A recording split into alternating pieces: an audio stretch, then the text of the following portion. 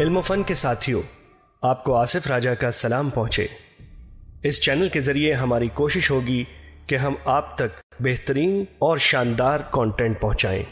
امید ہے آپ علم و فن کے ساتھ وابستہ رہیں گے اور ہماری آنے والی ویڈیوز کو دیکھتے رہیں گے۔ ناظرین گرامی، ایک شخصیت ایک تعارف کے سلسلے کی دوسری کڑی لے کر حاضر خدمت ہوں۔ گو کہ ایک طویل دورانیے کے بعد کوئی ویڈیو پیش کر رہا ہوں، مگر ذاتی مصروفیات اس کی اصل وجہ ہیں۔ ہماری آج کی شخصیت انسانیت کے ایک عظیم محسن کی شخصیت ہے، جس کے قربانیوں اور انتھک محنت کی بدولت ہم دنیا میں ایک محفوظ اور صحت بھری زندگی گزار رہے ہیں۔ جی ہاں، میں بات کر رہا ہوں الیگزینڈر فلیمنگ کی، سر الیگزینڈر فلیمنگ کی، کہ جنہوں نے بیماریوں اور نظر نہ آنے والے کھربوں جراثیم کی دنیا سے لڑائی کا ہتھیار ہمیں دیا، جسے آج ہم پینسلین کے نام سے جانتے ہیں۔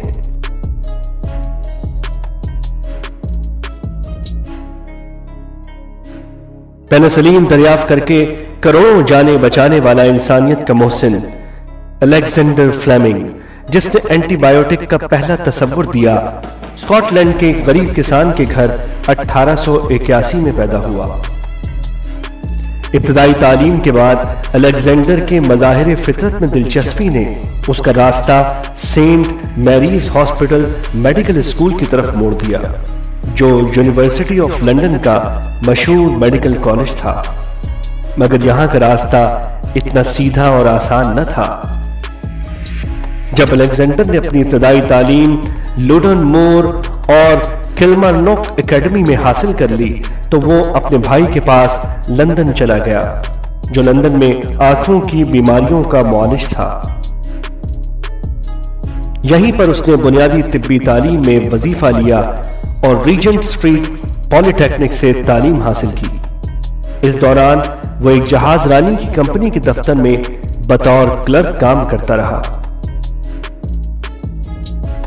ناظرین، یہاں پر قسمت کی دیوی الیگزینڈر پر مہربان ہوتی ہے اور اسے اپنے چچا کی جائیداد میں سے کچھ رقم ترکے میں ملتی ہے۔ اپنی جمع پونجی اور ترکے کی رقم سے بالآخر Alexander Saint Mary's Medical College London University میں داخلہ لے لیتا ہے اور MBBS کا امتحان امتیازی نمبروں سے پاس کر لیتا ہے۔ الیگزینڈر فلیمنگ کی صلاحیتوں کا بھرپور اندازہ لگاتے ہوئے سینٹ میریز کا ریسرچ ڈپارٹمنٹ اسے تحقیق کی دعوت دیتا ہے اور وہ سر المروتھ رائٹ کا اسسٹنٹ بن جاتا ہے۔ سر المروتھ رائٹ کو ویکسین کے علاج کا بانی مانا جاتا ہے۔ 1908 میں الیگزینڈر بیکٹیریولوجی میں BSc کی ڈگری لیتا ہے اور یہیں اسے یونیورسٹی آف لندن میں لیکچرر کے درجے پر فائز کر دیا جاتا ہے۔ 1908 سے 1914 تک وہ تدریسی عمل جاری رکھتا ہے۔ ناظرین، 1914 میں جنگ عظیم اول کا آغاز ہوتا ہے اور الیگزینڈر سر المروتھ رائٹ کے ساتھ عملی طور پر جنگی محاذ میں طب کے شعبے میں اپنی خدمات سر انجام دینے کے لیے برطانوی فوجی ہاسپٹل پہنچ جاتے ہیں۔ دوران جنگ سینکڑوں سپاہی جب زخمی ہو کر ہسپتال پہنچتے تو خون میں انفیکشن کی وجہ سے زندگی کی بازی ہار جاتے۔ الیگزینڈر نے جب زخموں کا بغور مطالعہ کیا تو وہ اس نتیجے پر پہنچا کہ انفیکشن کو ٹھیک کرنے والی ادویات بجائے خود ایک بگاڑ کا سبب بن رہی ہیں۔ یہ بات اس نے اپنے ایک تحقیقی مقالے جو 1917 میں شائع ہوا میں بھی لکھی کہ کس طرح زخموں سے زیادہ فوجی دوا سے ہلاک ہو رہے ہیں۔ الیگزینڈر لکھتا ہے، جراثیم کش دوائیں بظاہر سطح پر تو اچھا کام کرتی ہیں، مگر گہرے زخم جراثیم کی پناہ گاہ بن جاتے ہیں، لہٰذا وہ ان پر کارگر ثابت نہیں ہو پاتی۔ ڈاکٹر رائٹ نے الیگزینڈر کے اس نتیجے کی بھرپور حمایت کی، تاہم پھر بھی برطانوی فوجیں جراثیم کش دوائیں استعمال کرتی رہیں جو اکثر جان لیوا ثابت ہوتی تھی، مگر اس کے سوا ان کے پاس کوئی چارہ بھی نہ تھا۔ ناظرین، الیگزینڈر نے اپنی تحقیق جاری رکھی اور پہلی جنگ عظیم کے اختتام کے 3 سال بعد 1921 میں اس نے لائسوزائم دریافت کر لیا۔ लाइसोजाइम लुआब और आंसू में पाया जाने वाला एक एंजाइम था जिसमें जरासीम कुछ खुसूसियात पाई जाती थी। एक दिन जब अलेक्जेंडर अपनी लेबोरेटरी में काम कर रहा था तो बैक्टीरियाज की डिश के अंदर उसका लुआब गिर गया। वो ये देखकर हैरान रह गया कि लुआब की वजह से बैक्टीरिया की बढ़ोतरी के अमल पर खासा फर्क पड़ गया था। आगे के तजर्बात ने साबित किया कि लाइसोजाइम एक जरासीम कुश एंजाइम है, मगर वो कई अक़साम के जरासीम पर बेअसर साबित हुआ। वक्त का पहिया घूमता रहा और अलेक्जेंडर जरासीम पर काबू पाने के लिए दिन रात जुटा रहा। 7 साल के तवील अरसे के बाद 1928 में एक दिन जब वो अपनी लेबोरेटरी में मुख्तलिफ बैक्टीरियाज की बढ़ोतरी और पैदाइश के अमल का मुताला कर रहा था तो उसने देखा कि एक डिश में कुछ खास किस्म का जाल सा बन गया था। उस डिश में एक बहुत मोहलिक जरासीम स्टेफिलोकोकस ऑरियस था जो बेशुमार बीमारियों की जड़ होता है।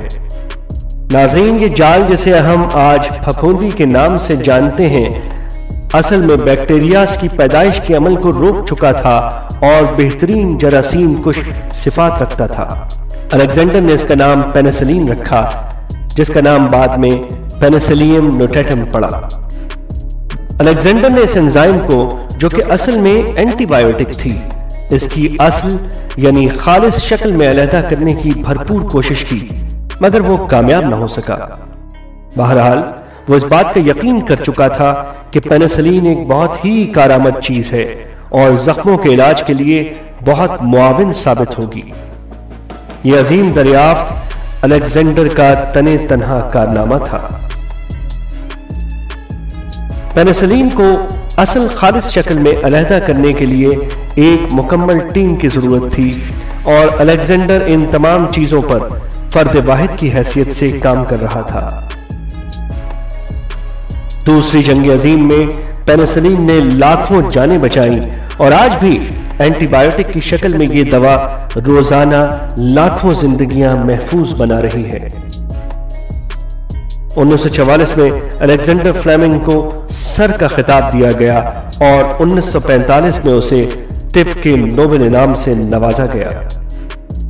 नाज़रीन, जिस तजर्बा गाह में सर अलेक्जेंडर फ्लेमिंग ने पेनिसिलिन दरियाफ्त की थी उसे म्यूजियम का दर्जा दे दिया गया है, जिसका नाम अलेक्जेंडर फ्लेमिंग लेबोरेटरी म्यूजियम रखा गया है और जिसे आप लंदन यूनिवर्सिटी पेडिंगटन में देख सकते हैं। जब 1944 में रॉबर्ट कॉगहिल और एंड्रयू मोयर ने पेनिसिलिन बनाने के अमल को अमेरिका में पेटेंट करवाया तो अलेक्जेंडर फ्लेमिंग ने गम और गुस्से में ये अल्फाज अदा किए, पेनिसिलिन मैंने दरियाफ्त की और इंसानियत की फलाह के लिए उसे वक्फ कर दिया। आखिर क्यों इस पर इजारादारी कायम करते हुए इसे एक दूसरे मुल्क में मुनाफा बख्श कारोबार बना दिया गया है। आखिरकार 11 मार्च 1955 को इंसानियत का बेटा दिल के दौरे के नतीजे में आज़िम अजल हुआ और उसे इज्जत व एहतराम से सेंट पॉल कैथेड्रल में तहे खाक सुला दिया गया। नाज़रीन, उम्मीद करता हूं आपको हमारी आज की ये वीडियो बहुत पसंद आई होगी। वीडियो पसंद आने की सूरत में हमारे चैनल को सब्सक्राइब करना और लाइक का बटन दबाना मत भूलिएगा ताकि हम आप तक अपने बेहतरीन कंटेंट हमेशा की तरह पहुंचाते रहें। इसी के साथ ही आपका मेजबान आसिफ राजा आपसे इजाजत चाहेगा। अल्लाह हाफिज।